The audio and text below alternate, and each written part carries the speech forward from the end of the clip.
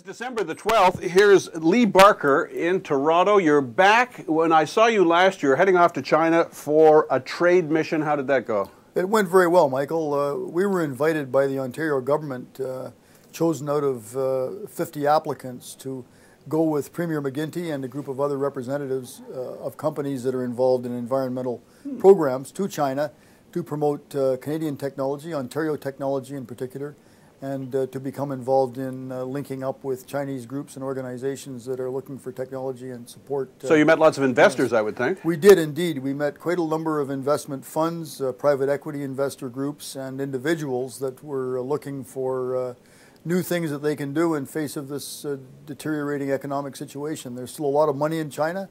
A lot of people are looking for things to do with it, and the environmental lobby and the environmental mandate of the government at all levels in China is a solid place now that people feel their investments will be less subject to losses. Well, I'm going to get to your financial situation in a minute, but while you were in China, I understand you set up a testing lab there, and please explain that. Well, we've been, as you know, Michael, in a lot of our past press releases and things, we've been doing most of our testing work for uranium recovery from coal ash in North America. The labs in North America are very busy. I'm sure they won't be so busy next year, of course, but there's huge backlogs of samples that have come in from exploration projects and different research projects everywhere that a lot of these mainstream labs have been plugged up with, and it's taken a long while to get results this last year for us. As well as all the shipping. That's correct. And so we've decided to build a small lab in Linsang, where we're acquiring the germanium coal operations, to do both germanium analysis and recovery testing and uranium leach testing. Expensive to set up? Very, very inexpensive. It'll cost us less than $15,000 for everything. Really? And what we will do is, when we get the results from all of the work that we're going to do there, which should be starting just around Christmas, we're going to have it audited by one of the major organizations so that we can report that we've got legitimate results. Well, that makes a lot of sense. That'll save you time and money, I would think. Absolutely. Yeah. And time, of course, is very critical because you know, everything in terms of including the financing and the encouragement that we get from these results depends on timing. All right. Now, you worked on an ore reserve audit. Explain that, please. We did. As you know, we've been acquiring the Huajun coal operations, the 3 coal mines that produce germanium concentrate. And you're up to what percent ownership now? We're up to 28% now. We will be continuing to go up to the 60% level where we'll take control, and then eventually 85% as we get new financing to pay for it. But what we did was we wanted to make sure that we were buying these operations with sufficient ore reserves to fit into our business model. Of course. And we've had a team of geologists, mining engineer, 2 geologists, mining engineer, and an underground resource specialist at the site for 2 weeks, and we've done underground mapping, underground surveying on our own.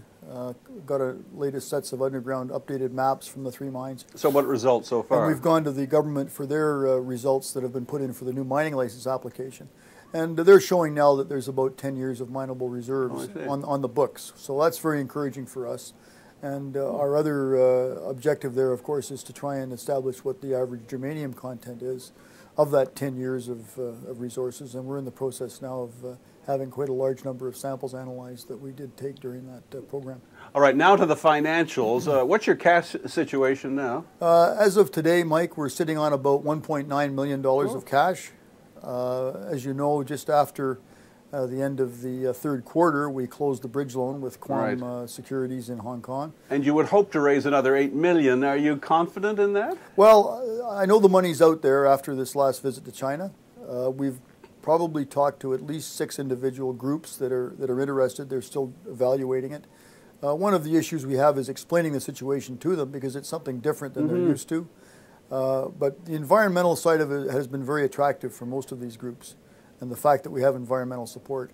And we also discovered that once the final feasibility studies are done for both the uranium extraction and the upgrades of the germanium operation and the building a refinery, we're eligible for bank loans, local bank loans from local banks that have a mandate to invest in these environmentally related programs. Well, that is encouraging, but until that happens, how long can you last? Oh, our current burn rate, and we are doing a lot of cost cutting both in China and here, we can easily go for a year, 18 months with no problem. Good. So the pressure is not on you. No, I mean, obviously, this is a time of financial uncertainty around the world, and I think once things stabilize, probably in the first quarter of next year, there's going to be an appetite that's going to make some decisions. But you could last for a year and not be absolutely put out of business by any means. Lee, I look forward to 2009. Thanks very much for your time today. Happy New Year. Thank you, Mike, and all the best to you for next year as well.